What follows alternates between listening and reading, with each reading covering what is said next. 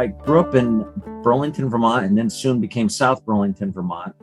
My father was a second generation immigrant. My grandfather immigrated from Syria, now Lebanon. And I'm third generation Syrian Lebanese, or we call ourselves Lebanese now, but really we're Syrian descent. And my mom is Northern European, Irish, and Scottish descent. With a long lineage in the States, much longer than my father. My dad was a established attorney and politician in the state of Vermont. He ran for U.S. Senate twice, once on Kennedy's ticket, was close friends with Kennedy, loved democracy, the mantra of which we were raised. And my dad was a public servant for 45 years of his life, as well as a private attorney. Those lessons, or that culture that I was raised in, of civil service, of helping your fellow man, were indelible in me even today. That's how I try to be a servant leader in that regard in my companies. In the company I lead now at PC Construction, is servant leadership. Is how do you lead while serving, and the duality of that, and how do you become so good at it?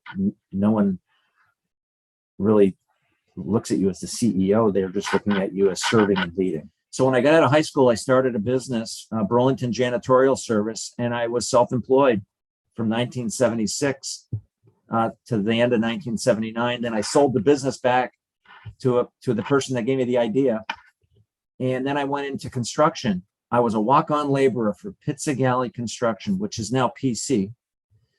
And I walked onto a job site in 1979, the summer of 79, in Essex Junction at the IBM site.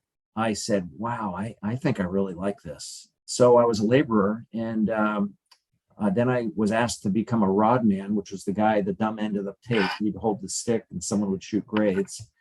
And then I was laying out foundations and anchor bolts. And I said, geez, I love this. I love this. I think this is my gig. And then I became really quite good at it. But I had no degree. I got laid off and I was devastated. So then I made it, because back then you got laid off in the winter in Vermont and you got brought back in the spring if you were worth a damn, right? And so I got hired in the spring, and I said, okay, I don't want to get laid off this time. And that was the winter of 81. And I said, okay, the guy that laid me off said, dude, you got to get a degree because you're not going anywhere. So we can't get you into the EIT program. You've got to you got to have a education. I was 23 at the time. And then I said, I can't believe I got to go back to college. I got to go to school. So Vermont Technical College ended up with a program called Pre-Tech. And it was a 1-year program that got you ready for a 2-year associate's degree. Then graduated with my civil engineering degree, an entirely different person than when I started. Came out thinking I could do anything if I put my new mind to work on it. The Pizza Galley Construction hired me right out of Vermont Tech, put me in the EIT program. And it's sort of like the rest is history. Now I'm president and CEO of a company I started at as a laborer. It's a company that told a wayward kid he could be good at something.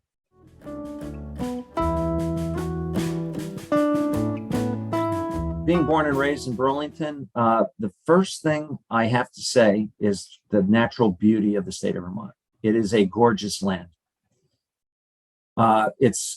It's what I look forward to when I come back to Vermont, when I go away. It's a gorgeous land. Second, and probably tied for first, is its people. Vermonters are good people. We all cared for one another. We all looked out for one another. We all worked hard. Everyone cheered you on, whether you were delivering papers or on a debate team. You were applauded for what you were doing. There was not disdain that you weren't at some level. Well, you're never going to get into an Ivy League school doing that. That just it wasn't there. Many people ask me in this business, hey, what's with this Act 250 permitting process? You can't get anything done. In person, if I'm with them, I said, stop right now and look around you. And you're usually surrounded by mountains, rivers, the lake, the beauty. And I said, that's what you're up against. You're fighting the changing of that beauty. And Act 250 is going to make sure if you're going to build something, it's complying with that beauty. And it takes a long time, so buckle up. It doesn't mean that I don't get upset with it. It doesn't mean that I don't feel terrible that projects get delayed for years. There's yin and yang in Vermont, like everything. It's unique in its population, being only 635, 640,000 people. It's unique in its brutal winters and beautiful summers. There's righteousness in Vermonters that can sometimes be over the top. At its core, we're caring, we're hardworking. I think of what we went through with COVID, 600, I think today we're at 611 deaths, 611 deaths after 2 years. The governor led us through that, but the thing is the Vermonters followed, and in turn, you feel you can almost do anything when you have those kind of results under those kind of conditions.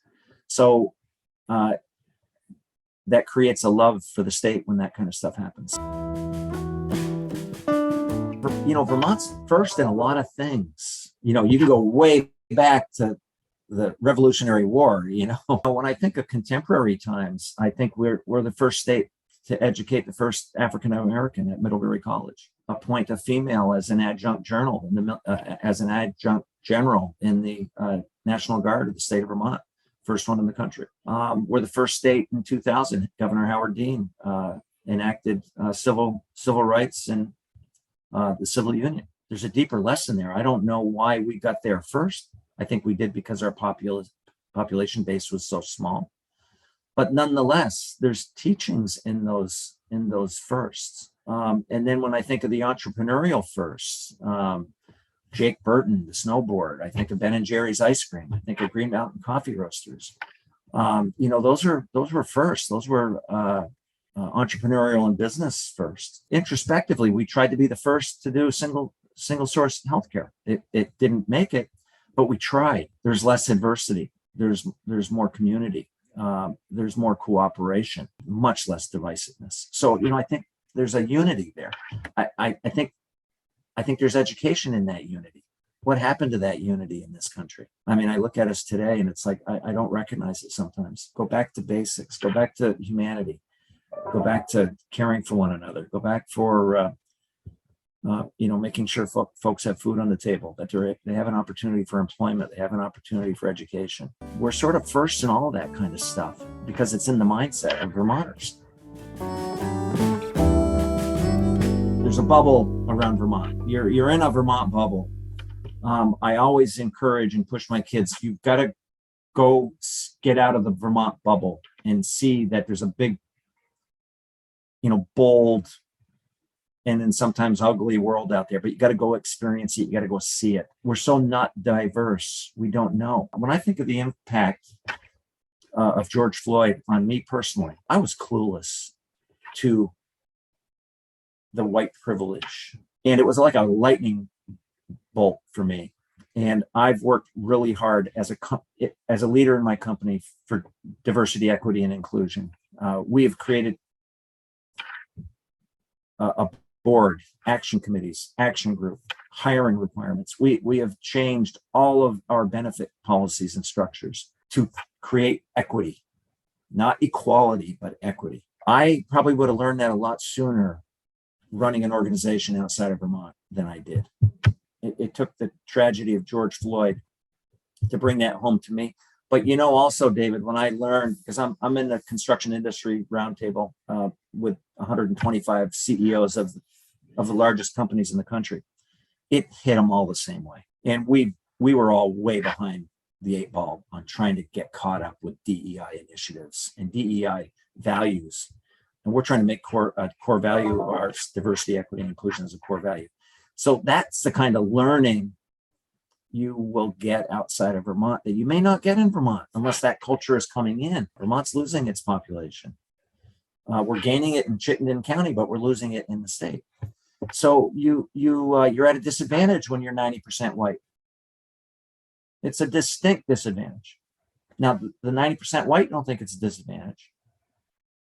Their righteousness won't allow them to think otherwise. But you're at a disadvantage. We're at a disadvantage in that regard.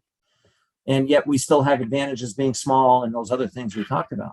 So the nation can teach a lot to Vermont, but Vermonters have to want to learn it. Vermonters want to have to go out and explore it. and see and live in different places and understand. And what's amazing, more amazing, just to give you an idea how clueless we were, in 2016, we were a company that was 65% Hispanic, African American in culture, and we as whites were the minority, but we didn't do anything with it. They were just workers, and we treated them as workers. Their benefits were different. You're not an admin person. You're not a salary or hourly. You don't get this, and this. We fixed all that. They actually do get that now. But to think that those policies were in place for generations is sometimes, when you look back with today's mindset, is appalling. But that's where we all were. No one did anything wrong. So there's learning there. Our strength was in our diversity. So many, we were the melting pot of the world. We were a community, and we were a diverse community. What I see happening now is the divisiveness and the hate-related things going on, the Asian hate, the blacks, the Muslims that live in the country, the Arabs. I'm hopeful that we can get back to where we once were. And it doesn't mean it's a utopian state, but it means that therein lies our greatness. Fortunately, is how I see the United States right now. We're fragmented, and we're not able to coalesce as community again. I want to believe our greatness is in our diversity, but that diversity's got to be a community. It can't be a diversity where we're enemies. And right now we're a diversity of borderline enemies in a lot of ways.